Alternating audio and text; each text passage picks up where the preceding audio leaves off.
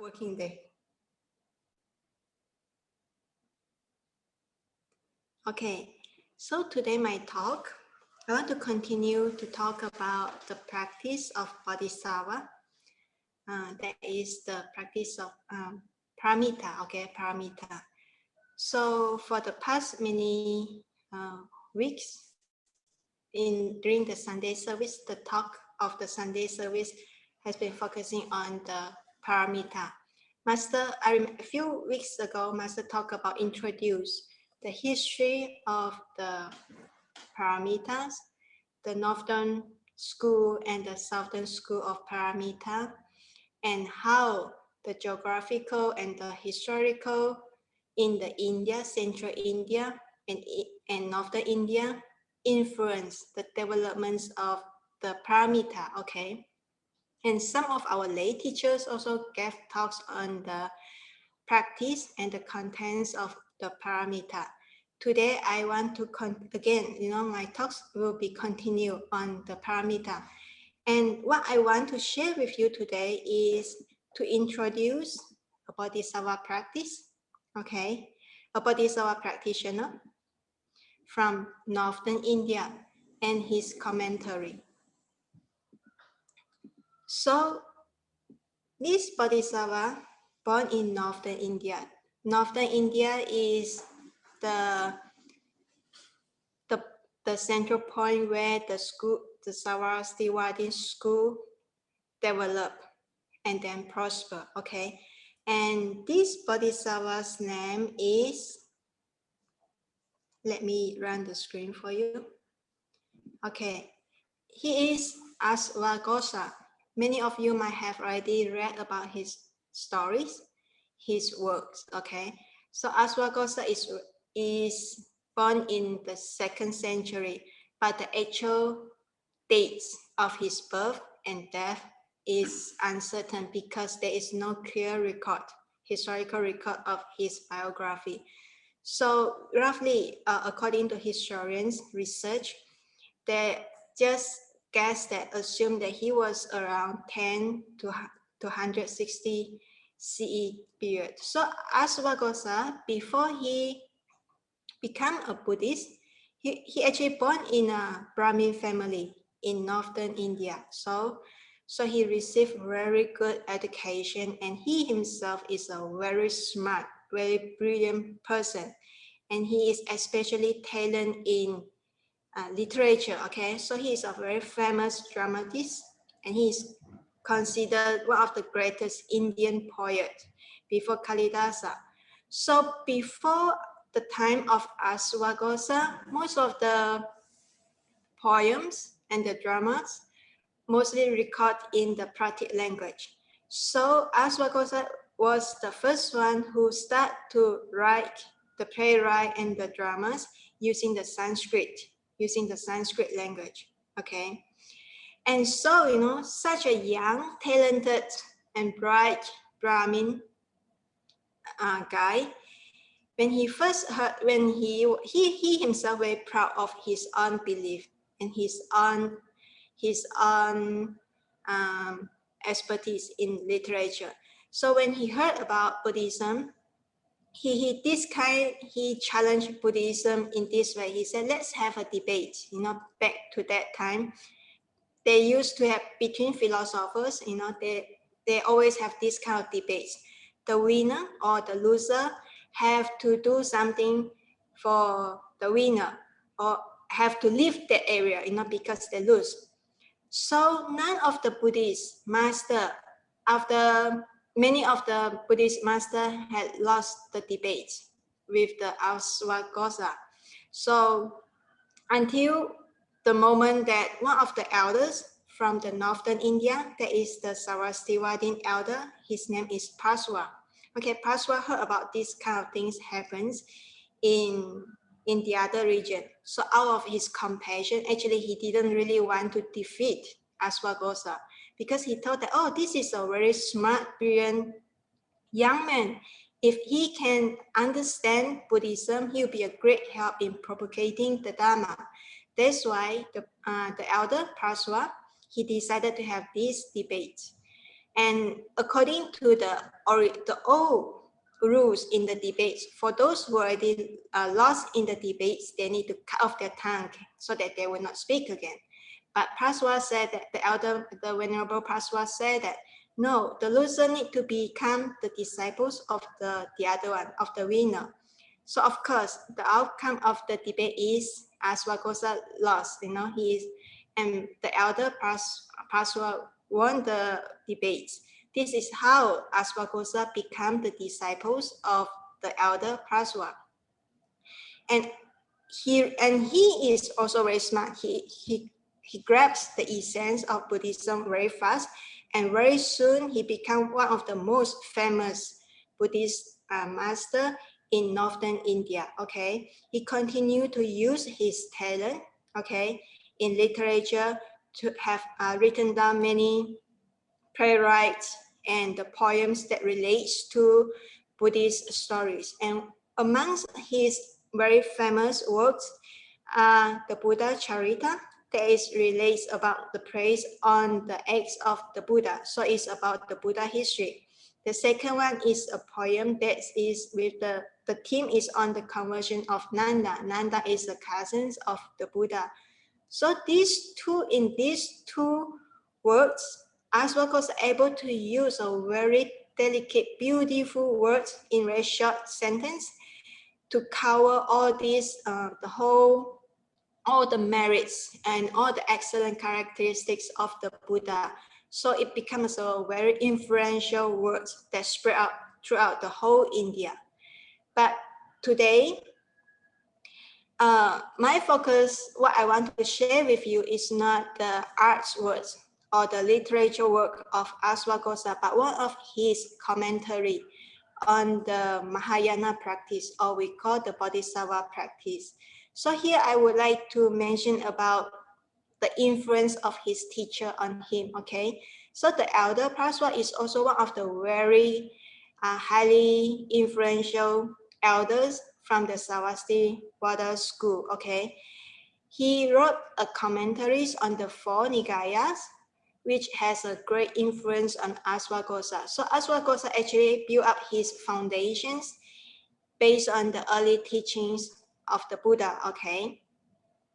And he also, Praswa, he also composed one of the commentary that influenced the Venerable Nagarjuna and many of the Sarvastivadin commentators at that time. So you can see that how important is this Venerable Praswa and his influence of Asvaghosha. Asvaghosha only started to learn, to learn Mahayana scriptures after his teacher passed away. So he was really impressed, by the Mahayana discourses or the sutras, and he, in his later age, he wrote several commentators, and one of the commentators that he wrote is the Commentators on Awakening of Faith in Mahayana. Okay, and this commentary was translated into Chinese by Paramatta. So Paramatta is one of the 4 great translators in the Chinese Buddhism, And these commentators, after being translated and transmitted to China, is highly valued by several Chinese Buddhist schools. For example, the Chan school, Tian Tai, Xian Shou, and the Esoteric school, and others. So you can see that the influence of these commentators in the Chinese Buddhism. But after these commentators was translated into Chinese, it lost the original copy in Sanskrit. It's already disappeared from India. That's why in the 7th century, when Master Xuanzang, during his travels to India, he realized that these commentators were already lost in India. That's why after he went back to China, he retranslated the commentators from Chinese into Sanskrit. And another reason I choose this commentator is because these commentators also already being translated into English. You can search for it very easy. There are at least 4 versions of the English translation that is available. So if you are interested, you can look that up, okay? Okay, so back to these commentators. Aswagosa mentioned at the beginning of his commentator says that he says the purpose of his to compose these commentators is to free the sentient beings from all sufferings and in order to attain the ultimate freedom. So he never aimed for gaining any fame, wealth, or the respect from the people. That is his pure purpose, okay? And he is actually from, if you know that the Mahayana tradition, there are 3 main philosophical systems. The Madhyamaka, emptiness, school of emptiness, Yogacara, talking about consciousness, and the other one is suchness or the Tathagata. So in these commentators, Aswagosa actually, he syncretized 2. There is the theories of suchness and consciousness together. Okay, and you can get some idea from the topic. That is actually he really focused on awakening the faith or the confidence in the Mahayana, or we call the Bodhisattva path. Okay, so his whole commentators start with talking about how to practice from the beginning until the end. Actually, even though Buddhism is, we said, oh, Buddhism is emphasized on self-reliance. Okay, wisdom is what we treasure a lot. But actually, the faith is also play a very important in our practice, because without faith, nothing we will do. We will not take any action. And don't misunderstand that when we talk about faith, it means like believing in something external. No, when we come to the Buddhist perspective, faith means something that we have confidence in, we believe in out of our understanding, profound understanding, and out of our experience in life. So it is not the same faith that we mention in other religions. Only if, for example, if someone heard about this Buddhist concept, oh, this kind of idea around certain kind of belief, so he wanted to taste, okay? So he further studied it, understanding it based on his profound understanding, then he decided to take action to try to practice in order to realize this is what it means by a complete path of practice must start with faith. Faith together with confidence. With the initial understanding and belief, we try to follow it, okay? We try to follow it, we try to apply it and live up to it, and slowly, based on our testimony in the real life, that's how the faith grows, and then we want to do more. Okay, so based on this faith, desire grow, desire to achieve it. This desire become a strong motivation for us to put it into actions to realize what we believe. Okay, so when we talk about faith, it's not pure sentiments or a kind of intellectual belief. Is about the results that we put into words and in deeds with a very pure beginner's mind, with the pure intention. What is the intention in the Bodhisattva practice? That is to be free from the cycles of birth and death, to free from the samsara, okay, and to realize the ultimate enlightenment. So this is should be always our beginning, the initial intention.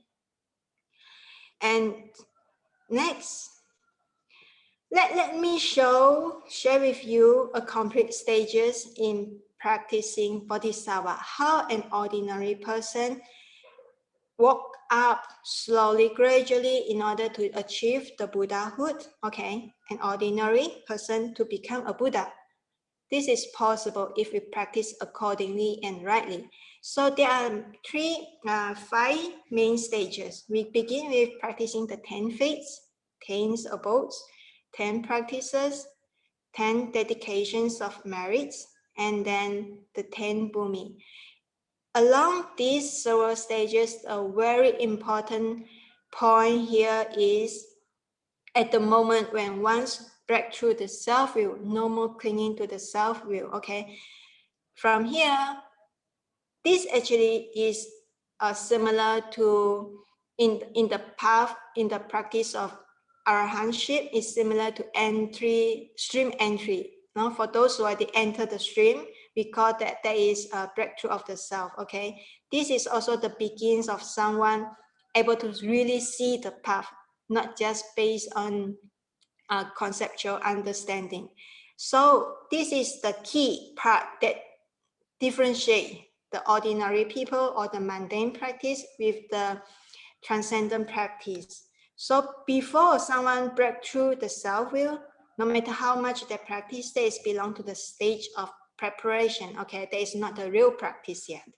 The actual real practice or the realization that is after one break through the self, no more the defilements because of the self-clinging started to reduce, to subdue, then one can really able to perfect his own perfections.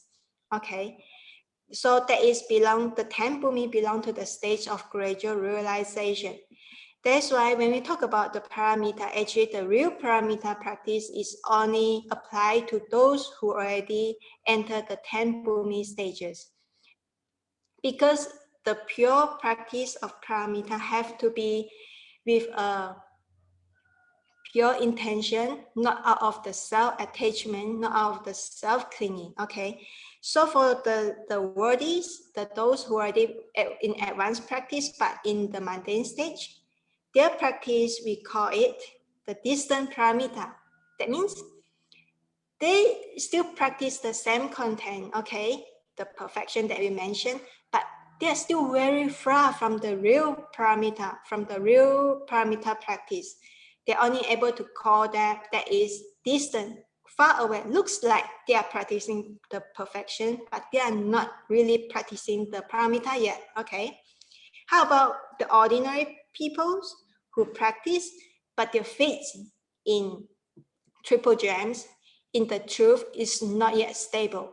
We call those ordinary person as still in the 10 faiths, in the 10 faith stages. So I only pick a very small part from this commentary that focus on the practice of the 10 faiths, okay? So this is what I want to focus. So what is this 10 faiths? It means that the beings, they have certain faiths, they have certain desire in the triple gems, in the Buddhist practice, but their faith is shaking. Why? Because the wandering minds, the mind is not stable yet. The mind still have lots of defilements and easily be shaken by all the distraction, the external distraction or the internal defilements. So it first explains 3 types of beings in the world. The first is the beings who are already determined to walk on the path. They are determined to know the path, and they know that the supreme enlightenment is their goal. They will not be walk to the wrong path. Okay, these are the beings who already enter the 10 abodes or above. These are the beings with the established 5 roots. What are the 5 roots? Mindfulness, diligence, concentration, faith, and wisdom. At least with this very firm 5 roots, then we can say that these kind of beings, they are determined. They will not change their mind, you know, they will not change their path. And the second type of beings are the beings who are already determined for the evil destination, or we call that woeful destination. Why? Because they don't have the belief in the wholesome practice, in the path towards the liberation. Moreover, they already committed certain very heavy crimes. For example, they killed their parents, okay, they killed the arahants, they killed the noble ones. That kinds of very heavy crimes will bring them a very severe consequences, or we call that is a bad karma. This will become a big hindrance for them to see the path or to listen to the path and to listen to the talk. So at least in that present life, when they already committed that kind of severe crime, it's hard for them to turn around at that lifetime, okay? And the third types of beings are the undetermined beings. So most of us belongs to undetermined beings, whether you believe it or not. So who are the undetermined beings? Most of the ordinary people like us, and also including the heavenly beings. Okay, they do have certain wholesome roots. Some of them more mature in their wholesome roots. Some of them have a very weak wholesome roots. Okay, so it really depends on the condition they have encountered. If they meet with the right teacher, then they have the chance to move on to the right path. If they meet with the not good teacher, the bad teacher or the bad friendship, then they'll be guided into the wrong directions. This is what we call the undetermined beings. It really depends on the conditions they have met or they have encountered in their life. And so let's compare first, okay? How do we know whether a Bodhisattva practice is already, his faith or her faith is already established? Three main characteristics. This kind of Bodhisattva practitioner, they are very straightforward mind. So straightforward mind means they don't have much judgmental mind. They will not, less judgmental mind, discrimination mind. They just observe, mindful of all in their reality according to the Dharma, okay? Not according to their mental formation, to the wanderings in the mind, no. So how can we practice straightforward mind? Practice, always listen to the Dharma, mindful and observe things according to the teaching that we listen to. This is how, the importance of cultivations of the right view. The second point is broad-minded. Yeah, this kind of Bodhisattva, that means broad-minded means what? They know the importance of cultivating the wholesome deeds. They need to have the merits, they need to have the wisdom, so they are eager to cultivate. They never feel tired, they never feel enough in helping, in doing good deeds, in accumulating merits and wisdom. And how can we train to be a broad-minded person? First, we need to have the ability to self-reflect and repentance, because along the process of practice, definitely we always make mistakes. Mistake is inevitable. So we would not say, oh, I made mistake, I better don't do it next time. No, mistake is also a lesson. Okay, we learn from the mistake. We learn and then we repent, and we try to be mindful, restrain ourselves so that we reduce the chances of committing the mistakes, but at the same time, we try to accumulate to do more good deeds. And the third point is with great compassion, okay, a sympathy towards all sentient beings who need help. So here, the compassion not only towards those who are in suffering. Physically, we can see that, hunger, thirst, painful, or sickness. This kind of phenomena is easy to arouse sympathy towards these kind of beings. But here we talk about something more profound. For example, I share my experience to you. When someone very rich, okay, have a very happy life, they spend so much, they attach so much to their family, to their loved one, to their career success, Yeah, they look like the winner in their life. They possess everything seems good, but I still have the compassion towards them, because they are, in my eyes, I see that they are so tied up, bound up with all these desires, sensual pleasure, okay? They are so entangled in this desire, they don't see the way out. So for whoever beings cannot see the way out, they don't see the path towards the liberation, we should cultivate this kind of compassion towards them, skillfully guide them out of the path and not onto the path, okay? And next, so compared to the Bodhisattva, who are the, let's talk about the undetermined beings, okay? For those who are undetermined, but they already have their wholesome roots, who are they? I mean, what kind of characteristics they have? They believe in the law of cause and effect. At least this is the basic one, okay? And they are able to practice the 10 wholesome deeds. 10 wholesome deeds, no killing, stealing, you know, harsh words, slander words, derisive words, and idle chatter, and no greed, hatred, and ignorance. These are the 10 wholesome, okay? And they're able to see that the suffering in the cycles of birth and death. That's why they are dissatisfied with in the cycle existence. They have the desire to renounce. Okay, these are the basic. And the second is not only they dissatisfied, they have the desire to attain, to liberate, and also they want to help others to be liberated too. So these are the 4 main characteristics for those who belongs to the undetermined beings, but they already have certain mature, levels of wholesome roots. So you can see that for those who believe in the law of cause and effect, definitely they will be very cautious in their behavior. They will observe the precepts, okay? First thing.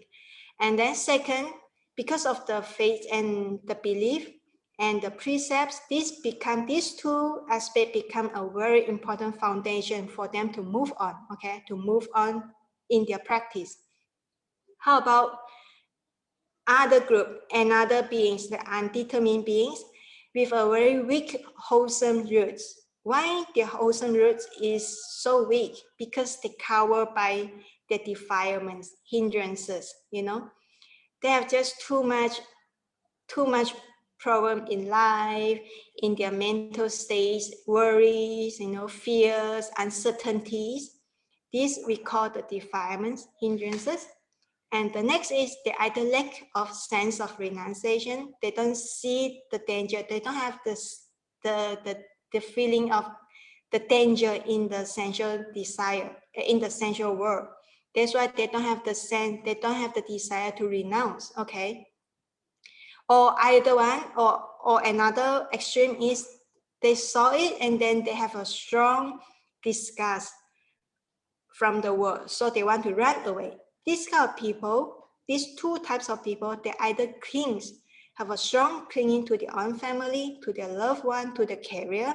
It's hard to renounce. And the other one who have a strong renunciation, it's hard for them to generate, to arouse the compassion towards others. Okay, and another reason is about their aspiration. Many people, they get in touch with Triple Gem, they get in touch with Buddhism because, maybe because at some point they have the chance to see the very marvelous Buddha statue and they admire the excellent characteristic of the Buddha. That's why he decided, I want to be a Buddhist, okay? That's how the person start to get know of Buddhism, okay? Another reason is the people, sometimes they have the chance, to associate with the Sangha, and they admire the serenity and the dignified composure of the Sangha, and that's why they want to get close, they want to understand. That's how they started. Or another reason is they listen to the Dharma talk, okay? The Dharma talk awake them. But the Dharma talk is preached by those who are emphasized on the self-purification, okay? Not so much on the Bodhisattva path. Okay, so, and the 4th type is for those who are influenced by their parents, friends, by their partners, or even kids, the reason I go to temple because my husband go, or because my friends go, because my wife goes, or because my parents go. That's why I go to, So for these kind of people, they do have the chance to expose, to learn certain kind of wholesome deeds, but that is not strong. That is not strong enough. That is not firm enough because it is not out of the right understanding and the right view. So now, after we explain this, now you can know that who you are, whether you have where we stand, you know. So for those with mature, undetermined beings, we so-called. So the way to guide them to realize their belief or to realize the truth is introduce the 5 gates. And for those who with the weak wholesome roots, we have to introduce a special skillful means. Okay, but here I only have time to introduce briefly the 5 gates to you and not to touch the special skillful means here. So what are the, let's come back to beings who are still under or below the 10 faith states, okay? So what are the content of the 10 faiths that one need to practice? There is faith, as I say just now, okay? Mindfulness, diligence, wisdom, concentration, non-retrogression, discipline, vows, and then protecting the Dharma and dedication. Okay, up to here you might see, for those who know already studied the Dharma, you might able to see that actually, you know, the first 5 is equivalent to the practice of 5 roots and 5 powers in the early Buddhist teaching. The same, you know, just when I talk about the 5 roots, there is the confidence, mindfulness, diligence, wisdom, and concentration. And also, it is also same with the contents of the 6 paramita or the perfection. You know, in the perfections, we have the mindfulness, diligence, wisdom, concentration, and the morality. So what are the difference here? What the difference that makes differentiate the early teaching, the practice in the early teaching, and the practice for the advanced Bodhisattva, and for those who are still beginners? The key here is the intention, okay? The content might be the same, but the intention that makes the difference. For those who emphasize on the self-purification, this is what they focus on, okay? And for those who already break through the self and able to truly practice out of the true, genuine, great compassion and loving kindness, they are the people, they are the advanced Bodhisattva who really practice the paramita, okay? So the 5 gates actually is the first 5 contents in the 10 faiths. Okay, let's talk about what is faith and confidence. That is the very original energy, power, or we call that cause, that push, that drives someone to continue to move forward and transcend the samsara in order to achieve the ultimate enlightenment. So faith is the starter of the path. It is also the mother of all the merits, virtues, and the wholesome roots, okay? So what are the objects of cultivating the faith?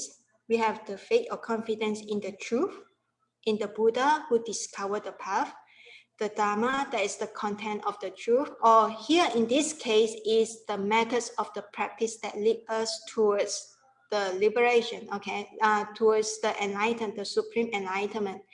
And also we should have the faith in the people, especially the people who devoted themselves into the practice, that is the Sangha. These are the 4 objects of the faith that we need to cultivate. So let's come to the 5 gates. Actually, 5 gates actually is, I would say that the 5 gates actually is the embryonic stage of the 6 paramita. You see, giving, precepts, tolerance and patience, diligence or efforts, stability and observation. Okay, here you see stability of the mind can actually is concentration, the jhana practice. The observation, through the observation to develop the wisdom. So actually the stability of the mind and the observation can be further expand into 2 branches. That is concentration practice and the wisdom practice, okay? So let's come to the giving. So, you know, the real main purpose of practicing giving is to bring delight, to others, okay, to help others to relieve from their suffering. And the other reason is to counteract our unstinginess or covetousness.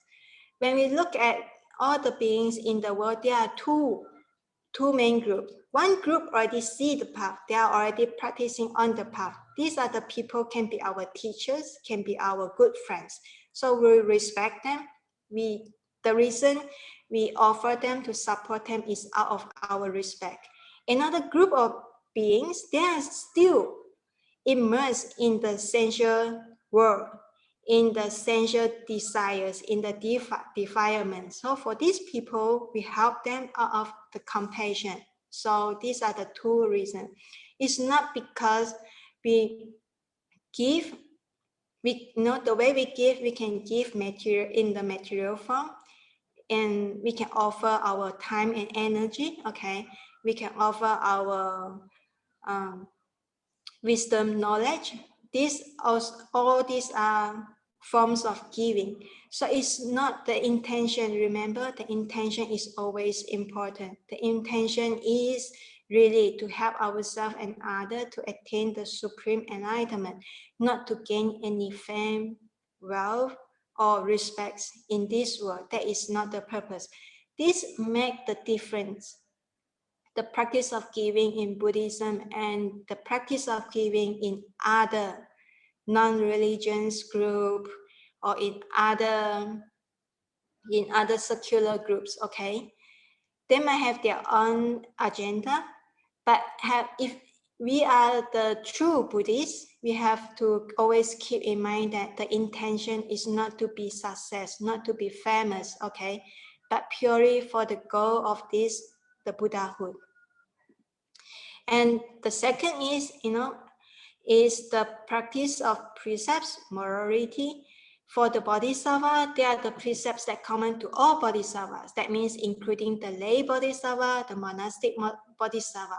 There are also another set of precepts only for the monastic Bodhisattva. But here I'm not going into the details. I just want to point out that the very important purposes of observing the precepts, or we call to live a moral life, two main purposes is to avoid criticism from the society and to protect ourselves and others, okay?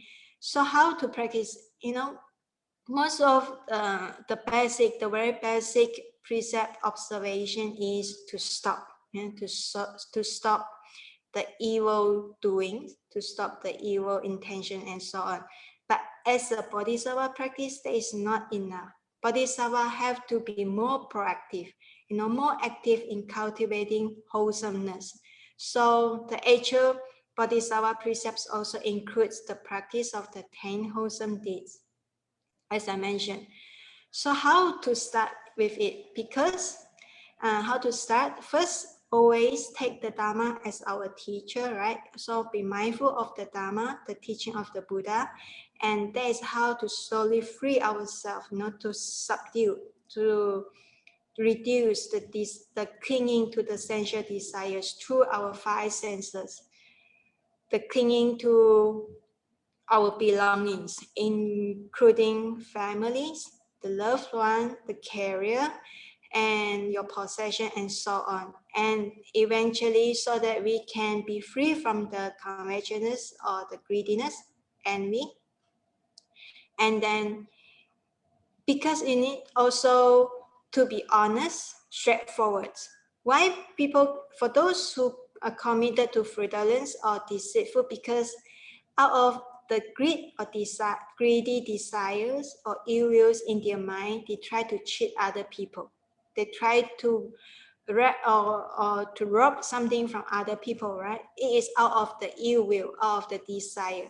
So if someone is very mindful and able to see all this kind of unwholesome intention that arouse, definitely they will be very cautious not to commit. This is how slowly free himself or herself from all these unwholesome actions, and eventually free from the ill will and the wrong will, the ill will and the wrong views as well. Okay.